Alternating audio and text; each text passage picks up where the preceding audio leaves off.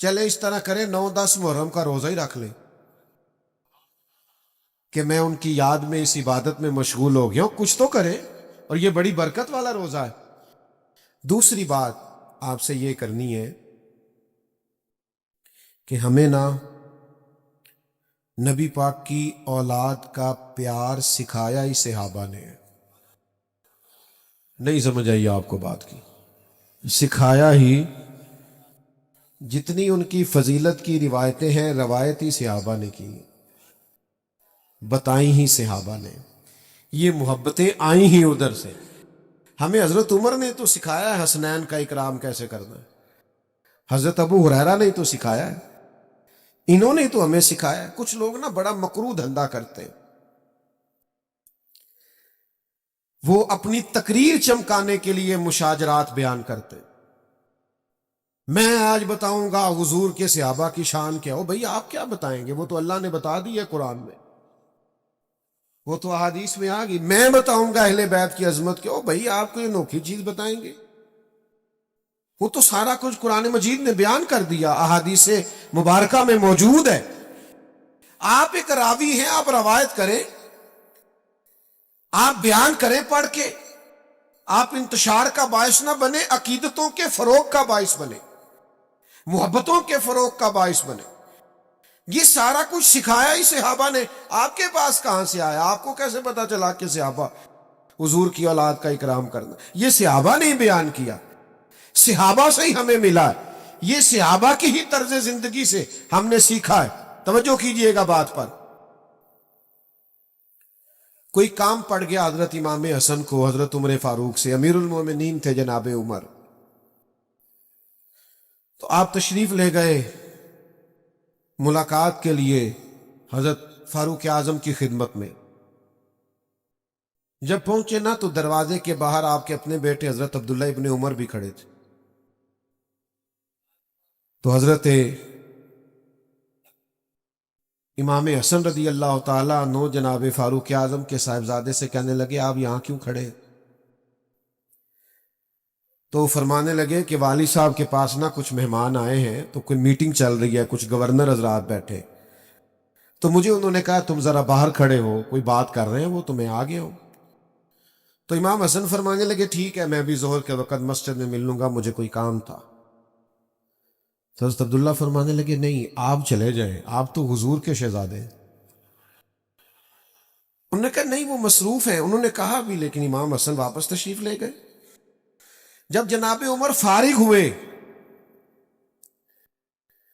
تو حضرت عبداللہ ابن عمر نے بتایا کہ امام حسن آئے تھے۔ تو حضرت فاروق اعظم فرمانے لگے روکا کیوں نہیں، مجھے بلایا کیوں؟ عرض کی حضور میں نے ان سے کہا تھا، عرض کیا تھا، پر وہ چلے گئے۔ حضرت فاروق اعظم نہ گھر گئے نہ مسجد گئے، سیدھے امام حسن کے گھر گئے، دروازے پہ دستک دی، سیدنا امام حسن تشریف لائے۔ شہزادے آپ آئے تھے تو ملے بغیر آ گئے؟ کہا آپ مصروف تھے، میں نے کہا مسجد میں مل لوں گا۔ تو جناب عمر جذباتی ہو گئے، کہا آپ کو ملنا چاہیے، حضور آپ کے شہزادے بھی باہر کھڑے تھے۔ فرمایا میرا اور آپ میرے بیٹے کا اور آپ کا کیا مقابلہ؟ کیا اس کی ماں کا نام فاطمہ ہے؟ کیا اس کی نانی کا نام ختیجہ ہے؟ کیا اس کے نانا کا نام محمد عربی ہے؟ ہمیں سکھایا ہی صحابہ نے، تم کہاں سے لے آئے ہو بات؟ ان کا اختلاف تھا، قربان جائیں۔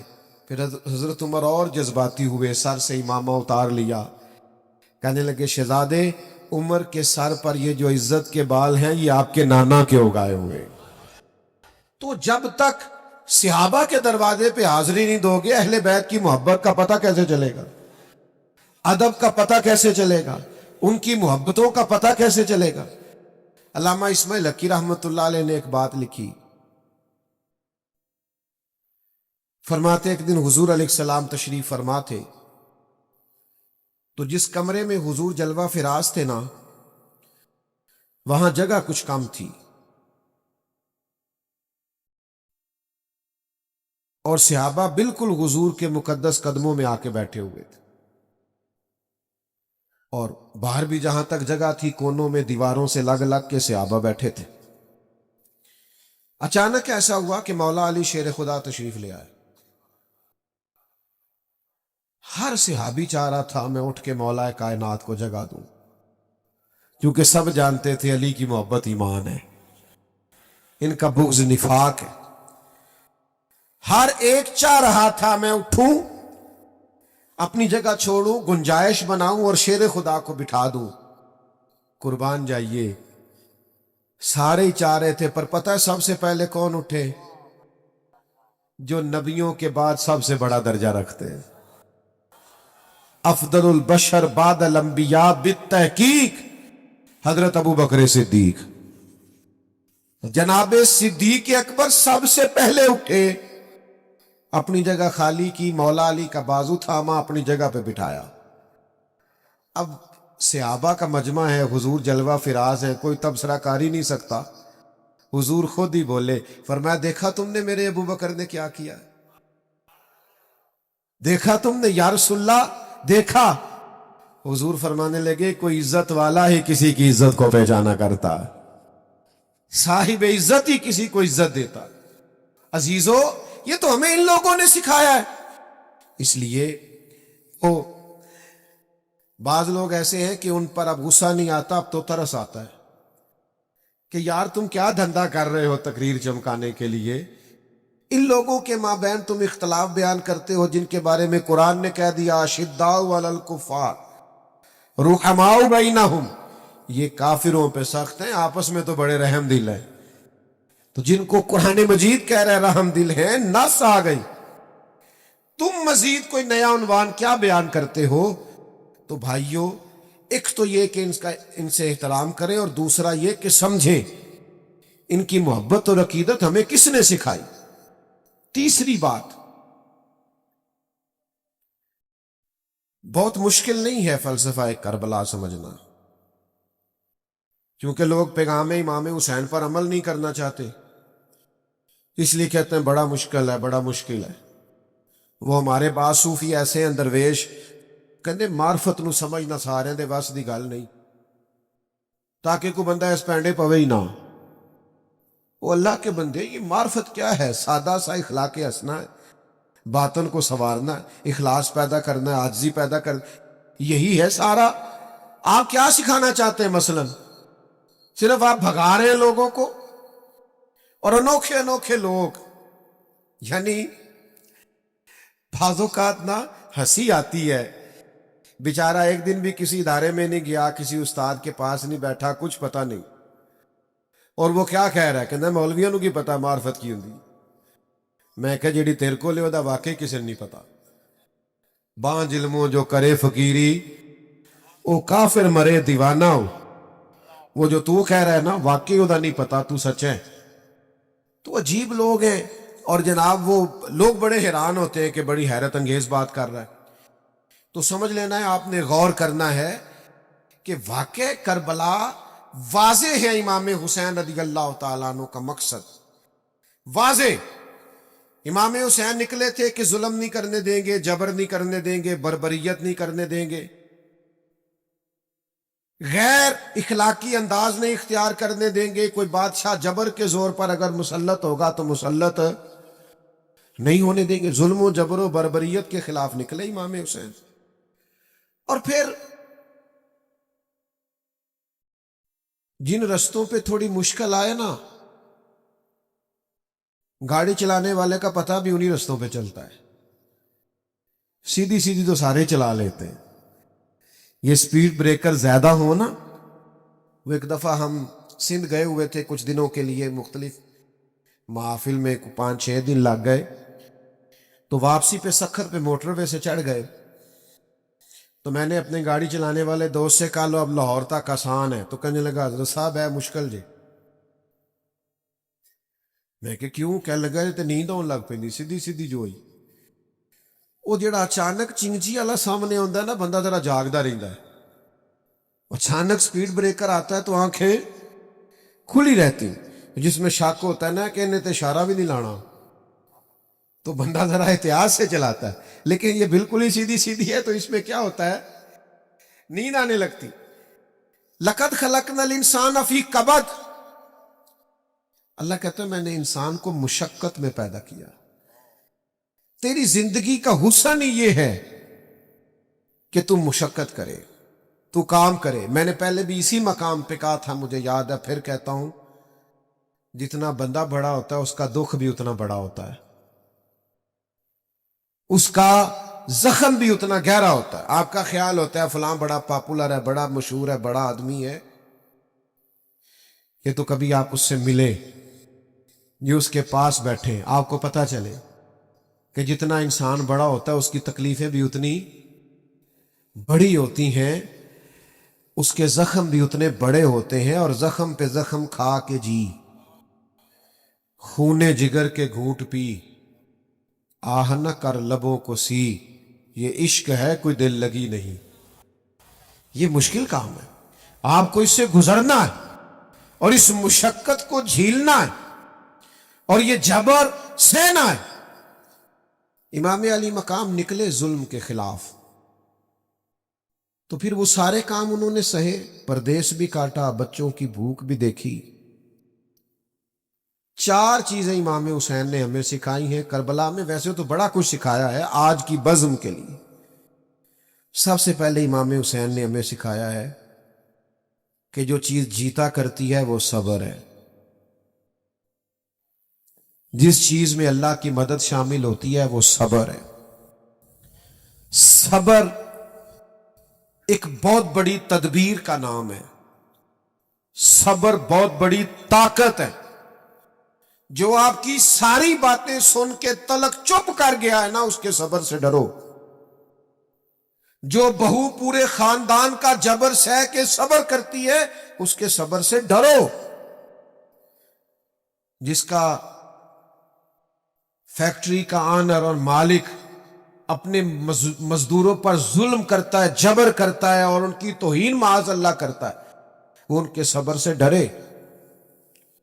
کیوں؟ اس لیے کہ صبر والا بڑا طاقتور ہوتا ہے. کیوں؟ کہ ان اللہ مع الصابرین، صبر کرنے والوں کے ساتھ اللہ. میدان کربلا میں کیا جنگ تھی؟ ہزاروں کے لشکر سے 72 لوگوں نے لڑنا تھا. اس جنگ، وہ جنگ تلواروں کی تلواروں سے نہیں تھی، نیزوں کی نیزوں سے نہیں تھی. کربلا میں ظلم کی جنگ صبر کے ساتھ تھی، جبر کی جنگ صبر کے ساتھ تھی. صبر جیت گیا اور ظلم ہار گیا. وہ جو جیت گئے وہ حسین ہے، اور جو 4 سال حکومت کر کے ہار گیا وہ یزید ہے. تو عزیز، صبر اپنی زندگی میں پیدا کریں. حوصلہ. ہمارے اندر نا بڑی بے صبری آ گئی ہے، منٹ منٹ پہ تلخ ہوتے ہیں، لڑائیاں ہیں، جھگڑے. حوصلہ نہیں، برداشت نہیں، قوت نہیں. دل بڑا کرو، ظرف بڑا کرو، صبر پیدا کریں. آپ کو محسوس ہوگا کہ آپ طاقتور ہوتے جا رہے ہیں. دوسری بات ہمیں امام حسین نے کربلا میں سکھائی ہے استقامت. مجھے ایک بچہ کہنے لگا کہ میں بڑے کام کرنا، کوئی بھی توڑ نہیں چڑھتا. میں کیا تو بڑے رہن دے، کوئی ایک ہی کام کر، لیکن استقامت سے کر. پتھر بھی کہیں پڑا رہ جائے نا مستقل، تو اس پہ مٹی چڑھتی رہتی ہے، وہ طاقتور ہو جاتا ہے، وزنی ہو جاتا ہے. ایک قطرہ بھی، ایک قطرہ قطرہ ٹوٹی سے گرے نا، نل کبھی لیک ہو جائے، قطرہ قطرہ گرے تو نیچے پتھر بھی ہو نا، گرے ذرا مستقل، اس میں بھی سوراخ کر دیتا. حالانکہ پانی سے پتھروں میں سوراخ، لیکن سوراخ کیوں ہو گیا؟ کہ وہ مستقل گرا. آپ کوئی کام مستقل کریں گے تو فتح یاب ہو جائیں گے. لیکن ہم کیا کرتے ہیں؟ صبح ارادہ اور ہے اور دوپہر کو پروگرام اور ہے اور شام کو بالکل ہی اور ہے، تو پھر کوئی کام نہیں ہوتا. مستقل آپ کام کریں، مستقل بنیادوں پہ. چیزیں آئیں گی آپ کو کمزور کریں گی، کبھی اولاد، کبھی مال، کبھی وطن، لیکن امام حسین سے سیکھو نا. امام علی مقام ایک جگہ بھی کمزور نہیں پڑے. سیدنا امام حسین رضی اللہ تعالیٰ عنہ اتنے طاقتور رہے کہ انہیں اپنے پیاروں کی میتیں بھی اٹھا کے لانی پڑی، تو پھر بھی وہ استقامت کے ساتھ کھڑے رہے. کہیں کھڑے تو ہوں، ضروری نہیں ہے حالات ہمیشہ آپ کے مطابق یوں، حالات اوپر نیچے ہوتے رہتے. وہ ایک بزرگ تھے تو ان پر کسی نے کوئی الزام لگا دیا، الزام جھوٹا تھا، تو پیار کرنے والوں نے پتھر مارنے شروع کر دی.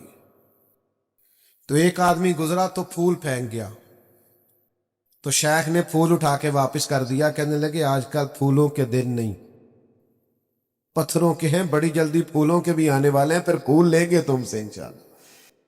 ابھی ہمیں یہ دن بھی تھوڑے سے اسی طرح مسکرا کے گزارنے دو، دن جو ہمارے چل رہے ہیں.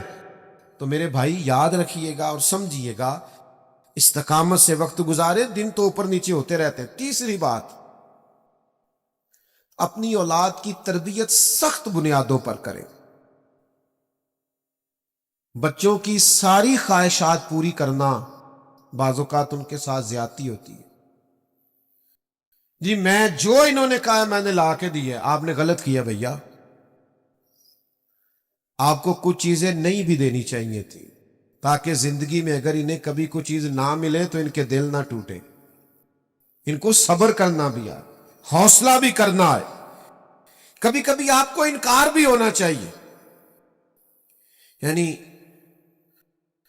وہ کچھ لوگ ایسے ہوتے ہیں جن کا پتہ ہوتا ہے ان کو انکار بھی کر دیا، نہ جا تیرے حال نہیں ہونا آتے وہ اپنے، انہیں مڑ بھی جانا کدھرے نہیں، تو نہیں جاتا بندہ. کئی دفعہ نہیں بلاتا، نہیں جاتا، نہیں زیادہ ملاقات کرتا، پتہ ہے بندہ اپنا ہے. تو کچھ ایسے تعلقات ہوتے ہیں جو کسی قیمت پہ ٹوٹتے نہیں. تو کچھ ایسا کرے کہ اولادوں کی سخت بنیادوں پر تربیت کرے. دیکھیں نا، حضور سید عالم صلی اللہ علیہ وسلم نے تربیت کی ہے اپنی اولاد کی، تو کن بنیادوں پہ سرور کائنات نے تربیت کی؟ حضور سید عالم علیہ السلام نے اس بنیاد پر تربیت کی کہ اللہ سے دعا مانگی، اے اللہ ایک وقت روٹی دینا اور ایک وقت فاقہ دینا. فاقے رہے، ہفتہ ہفتہ فاقے رہے سیدہ پاک کے گھر میں. کائنات کے سب سے عظیم شہزادے تو یہ تھے نا. تو یہ فاقے سے رہنا اور مشقت سے رہنا، حضرت علی رضی اللہ تعالیٰ عنہ خود اپنے بچوں کی تربیت کرتے تھے. ہمارے گلی میں لڑائی ہو جائے نا اور کسی پر ظلم بھی ہو رہا تو ہم اپنے بچے سے کہتے ہیں بیٹا تو نہیں باہر جانا، ساڑی نہیں لڑائی. لیکن جب بلوانیوں نے امام حضرت عثمان غنی رضی اللہ تعالیٰ عنہ پہ حملہ کیا تو مولا علی خود تلواریں دے کے دونوں شہزادوں کو دروازے پہ کھڑے کر کے آئے تھے، بیٹا تمہارے خالو کا گھر ہے، کوئی شریر اندر نہیں جانا چاہیے. اپنے بچوں کو تیار کیا مشقت کے لیے، محنت کے لیے، جدوجہد کے لیے. اپنے بچوں کو بہت زیادہ دولت جمع کر کے دینے سے بہتر ہے انہیں محنت کا عادی بناؤ. بہت پیسے دے کے چلے جاؤ، یہ محنت کے عادی نہیں ہوں گے، یہ تو مہینوں میں کھا جائیں گے. اصل کام تو یہ ہے کہ یہ علم والے ہوں، ہنر والے ہوں، سمجھ والے ہوں. یہ امام علی مقام نے کردار ادا کیا. مجھے ایک دفعہ ایک دوست نے پوچھا کہ علماء کہتے ہیں کہ 3 دن پانی نہیں ملا اور کھانا نہیں ملا تو پھر بھی وہ بڑی بہادری سے لڑے، تو ہم روزہ رکھتے ہیں، عصر کے وقت اٹھا نہیں جاتا، وجود ساتھ نہیں دیتا. تو انسانی وجود میں اتنی طاقت نہیں ہوتی کہ 3 دن کھائے پیے بغیر وہ گزارا کرے، تو کیسے ہو گیا؟ تو میں نے کہا آپ کی بات فلسفے کے لحاظ سے درست ہے، لیکن اگر کسی کی ماں نے 7-8 سال کی عمر میں سکھا دیا ہو 3 دن بھوکے پیاسے رہنا، تو پھر کیا خیال ہے؟ اگر کسی کی ماں نے یہ سبق دے دیا ہو، امام راضی کو پڑھیے نا، 3 دن روزے رکھے سیدہ فاطمہ نے، مولا علی نے، امام حسن اور حسین نے، لیکن جب بھی افطاری کا وقت آیا دروازے پہ کوئی مانگنے والا آیا سارا اسے دے دیا. 3 دن مسلسل روزہ ہے اور افطار کے لیے کوئی خاص بندوبست نہیں ہے. تو جن کو 7.5-8 سال کی عمر میں عادت تھی نا میرے بھائی 3 دن بھوکا پیاسا رہنے کی، انہیں پھر کربلا میں بھوکا پیاسا رہنا پڑا تو مشکل درپیش ہی کوئی نہیں آئی، ان کو کوئی تکلیف. لیکن جن لوگوں کو عادت ہے کہ مجھے اگر 10 منٹ کے اندر اندر نہ ملا تو میں گھر کی فلانی چیز توڑ دوں گا، تو بھئی وہ لوگ پھر میدانوں میں کھڑے نہیں رہ سکتے. یہ حوصلے ہمت کرنی پڑتی. چوتھی بات جس پر میں اپنی گفتگو کو سمیٹ دوں گا، امام حسین نے ہمیں ایک سبق دیا ہے کہ جیت وقتی نہیں ہوتی، جیت دائمی ہوتی ہے۔ میدان میں رہنا شرط ہے، جیت کے آنا شرط۔ جوانوں دیکھ رہے ہو میری طرف؟ یہ جو لوگ 6 مہینے کسی دینی کام میں لگ جاتے ہیں وہ کہتے ہیں انقلاب کیوں نہیں آیا؟ مجھے کچھ دوست کہتے ہیں آپ کو سالوں ہو گئے تقریریں کرتے، انقلاب کیوں نہیں آیا؟ میں کہتے تینوں نہیں نہ نظر آਉਂدا، مینوں تے آیا نظر آਉਂدا ہے۔ یہ دیکھو نا، یہ بے موسم پھل ہے، جوان ہی جوان آئے ہوئے ہیں سارے، یہ انقلاب نہیں۔ یہ دیکھو کس طرح کھڑے ہیں چاروں جانب، چڑھتی جوانی اور خوبصورت داڑھی، تو انقلاب ہی ہے سارا۔ تو میرے بھائی آپ کس کو انقلاب سمجھتے ہیں؟ باقی جہاں تک اس بات کا تعلق ہے کہ آپ محنت کرتے ہیں تو دنیا کیوں نہیں بدلی، تو بھائی نوکر کا کام یہ ہے کہ مسجد ٹائم پہ کھول لے، اذان ٹائم پہ دے، نمازی تو رب بھیجا کرتا ہے۔ تو ہم ڈیوٹی دے رہے ہیں اور اذانیں پڑھ رہے ہیں، وقت آئے گا اللہ دل بدل دے گا، حالات ٹھیک ہو جائیں گے، پر ہم نے نوکری نہیں چھوڑنی، ہم نے ڈیوٹی، سمجھ آ رہی ہے؟ ہم نے بات کرنا نہیں چھوڑنا، ہم نے ذکر کرنا نہیں چھوڑنا، ہم ذکر کرتے رہیں گے، انشاءاللہ دلوں میں اتر جائے گا، ایک وقت آئے گا تبدیلی آ جائے گی۔ اور مجھے تو دور دور سے لوگ ملتے ہیں، وہ کہتے ہیں وہ آپ اتنے سال پہلے آئے تھے، آپ نے بات کی تھی، یہ داڑھی میں نے آپ کے کہنے پہ رکھی ہوئی ہے۔ تو پھر میں سوچتا ہوں کہ یہ انقلاب نہیں تو اور کیا ہے؟ میرے جیسے سب سے گناہ گار کے کہنے میں اتنا برکت ہے، تو نیک لوگ بات کرتے ہوں گے تو کتنی برکت ہوگی۔ تو میرے عزیز، امام حسین نے ہمیں بتایا ہے کہ تم ڈیوٹی کر جانا، 4 سال یزید رہ بھی گیا نا تو انشاءاللہ تعالی نام حسین کا ہی رہے گا۔ انشاءاللہ وقت آئے گا کہ ذکر حسین کا ہی رہے گا۔ تو محنت کریں، فٹافٹ نتیجہ نہ مانگیں، محنت کر کے نتیجہ اللہ پہ چھوڑ دیں۔ بعض لوگ ایسے ہیں کہ ان پر اب غصہ نہیں آتا، اب تو ترس آتا ہے کہ یار تم کیا دھندا کر رہے ہو تقریر چمکانے کے لیے؟ ان لوگوں کے مابین تم اختلاف بیان کرتے ہو جن کے بارے میں قرآن نے کہہ دیا اشداء علی الکفار رحماء بینہم، یہ کافروں پہ سخت ہیں، آپس میں تو بڑے رحم دل ہیں۔ تو جن کو قرآن مجید کہہ رہے رحم دل ہیں، نس آ گئی، تم مزید کوئی نیا عنوان کیا بیان کرتے ہو؟ تو بھائیو، ایک تو یہ کہ ان سے احترام کریں، اور دوسرا یہ کہ سمجھیں ان کی محبت اور عقیدت ہمیں کس نے سکھائی۔ تیسری بات، بہت مشکل نہیں ہے فلسفہ کربلا سمجھنا، کیونکہ لوگ پیغام امام حسین پر عمل نہیں کرنا چاہتے، اس لیے کہتے ہیں بڑا مشکل ہے، بڑا مشکل ہے۔ وہ ہمارے بعض صوفی ایسے ہیں درویش، کہتے معرفت نو سمجھنا سارے دے بس دی گل نہیں، تاکہ کوئی بندہ اس پینڈے پوے ہی نہ۔ وہ اللہ کے بندے، یہ معرفت کیا ہے؟ سادہ سا اخلاق ہنسنا ہے، باطن کو سنوارنا ہے، اخلاص پیدا کرنا ہے، عاجزی پیدا کرنا، یہی ہے سارا۔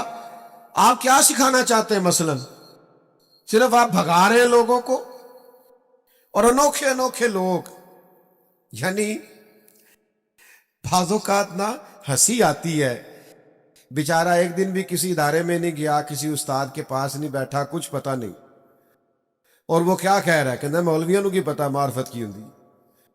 میں کہ جیڑی تیرے کو لے دا واقعی کسی نے نہیں پتا۔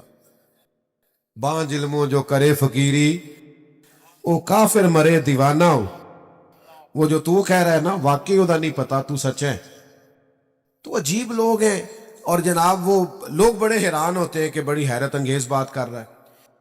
تو سمجھ لینا ہے، آپ نے غور کرنا ہے کہ واقع کربلا واضح ہے، امام حسین رضی اللہ تعالیٰ عنہ کا مقصد واضح۔ امام حسین نکلے تھے کہ ظلم نہیں کرنے دیں گے، جبر نہیں کرنے دیں گے، بربریت نہیں کرنے دیں گے، غیر اخلاقی انداز نہیں اختیار کرنے دیں گے، کوئی بادشاہ جبر کے زور پر اگر مسلط ہوگا تو مسلط نہیں ہونے دیں گے۔ ظلم و جبر و بربریت کے خلاف نکلے امام حسین۔ اور پھر جن رستوں پہ تھوڑی مشکل آئے نا، گاڑی چلانے والے کا پتہ بھی انہی رستوں پہ چلتا ہے، सीधी सीधी तो सारे चला लेते हैं, ये स्पीड ब्रेकर ज्यादा हो ना। वो एक दफा हम सिंध गए हुए थे कुछ दिनों के लिए, मुख्तलिफ महफिल में 5-6 दिन लग गए। तो वापसी पे सखर पे मोटरवे से चढ़ गए। तो मैंने अपने गाड़ी चलाने वाले दोस्त से कहा, लो अब लाहौर तक आसान है। तो कहने लगा, हज़रत साहब है मुश्किल जी। मैं कि क्यों? कह लगा तो नींद आने लग पैंदी सीधी सीधी जो ही। वो जेड़ा अचानक चिंगची वाला सामने आंदा ना, बंदा जरा जागदा रहिंदा है। अचानक स्पीड ब्रेकर आता है तो आंखें खुली रहती, जिसमें शक होता है ना कि इन्हें तो इशारा भी नहीं लाना, तो बंदा जरा एहतियात से चलाता है। लेकिन ये बिल्कुल ही सीधी सीधी है, तो इसमें क्या होता है, नींद आने लगती। लक़द खलक़नल इंसान फी कबद, अल्लाह कहता है मैंने इंसान को मुशक्कत में पैदा किया। तेरी जिंदगी का हुस्न ही ये है कि तू मुशक्कत करे, तू काम करे। मैंने पहले भी इसी मकाम पे कहा था, मुझे याद है, फिर कहता हूं, जितना बंदा बड़ा होता है उसका दुख भी उतना बड़ा होता है, उसका जख्म भी उतना गहरा होता है। आपका ख्याल होता है फलां बड़ा पॉपुलर है, बड़ा मशहूर है, बड़ा आदमी है,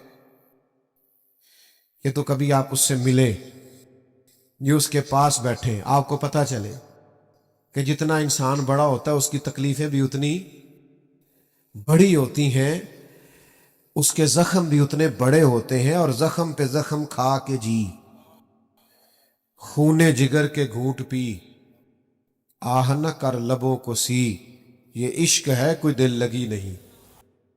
ये मुश्किल काम है, आपको इससे गुजरना है और इस मुशक्कत को झीलना है और ये जबर सहना है। इमाम अली मकाम निकले जुल्म के खिलाफ, तो फिर वो सारे काम उन्होंने सहे, परदेश भी काटा, बच्चों की भूख भी देखी। 4 चीजें इमाम हुसैन ने हमें सिखाई हैं करबला में। वैसे तो बड़ा कुछ सिखाया है आज की बज़्म के लिए। सबसे पहले इमाम हुसैन ने हमें सिखाया है कि जो चीज जीता करती है वो सब्र है। जिस चीज में अल्लाह की मदद शामिल होती है वो सब्र है। सब्र एक बहुत बड़ी तदबीर का नाम है, सब्र बहुत बड़ी ताकत है। जो आपकी सारी बातें सुन के तलक चुप कर गया है ना, उसके सब्र से डरो। जो बहू पूरे खानदान का जबर सह के सब्र करती है, उसके सब्र से डरो। जिसका फैक्ट्री का ऑनर और मालिक अपने मजदूरों पर जुल्म करता है, जबर करता है और उनकी तौहीन माज़ अल्लाह करता है, वो उनके सब्र से डरे। क्यों? इसलिए कि सब्र वाला बड़ा ताकतवर होता है। क्यों? कि इन्नल्लाह मअस साबिरीन, सब्र करने वालों के साथ अल्लाह। मैदान करबला में क्या जंग थी, हजारों के लश्कर से 72 लोगों ने लड़ना था। उस जंग, वो जंग तलवारों की तलवारों से नहीं थी, नेज़ों की नेज़ों से नहीं थी। करबला में जुल्म की जंग सब्र के साथ थी, जबर की जंग सब्र के साथ थी। सब्र जीत गया और जुल्म हार गया। वो जो जीत गए वो हुसैन है, और जो 4 साल हुकूमत करके हार गया वो यजीद है। तो अजीज, सब्र अपनी जिंदगी में पैदा करें, हौसला। हमारे अंदर ना बड़ी बेसब्री आ गई है, मिनट मिनट पे तल्ख होते हैं, लड़ाइयां हैं, झगड़े, हौसला नहीं, बर्दाश्त नहीं, कुव्वत नहीं। दिल बड़ा करो, ज़रफ बड़ा करो, सब्र पैदा करें। आपको महसूस होगा कि आप ताकतवर होते जा रहे हैं। दूसरी बात हमें इमाम हुसैन ने करबला में सिखाई है इस्तकामत। मुझे एक बच्चा कहने लगा कि मैं बड़े काम करना, कोई भी तोड़ नहीं चढ़ता। मैं क्या, तू बड़े रहन दे, कोई एक ही काम कर, लेकिन इस्तकामत से कर। पत्थर भी कहीं पड़ा रह जाए ना मुस्तकिल, तो उसमें मिट्टी चढ़ती रहती है, वो ताकतवर हो जाता है, वजनी हो जाता है। एक कतरा भी, एक कतरा कतरा टूटी से गिरे ना, नल कभी लीक हो जाए, कतरा कतरा गिरे तो नीचे पत्थर भी हो ना, गिरे जरा मुस्तकिल, اس میں بھی سوراخ کر دیتا ہے. حالانکہ پانی سے پتھروں میں سراغ، لیکن سوراخ کیوں ہو گیا؟ کہ وہ مستقل گرا. آپ کوئی کام مستقل کریں گے تو فتح یاب ہو جائیں گے.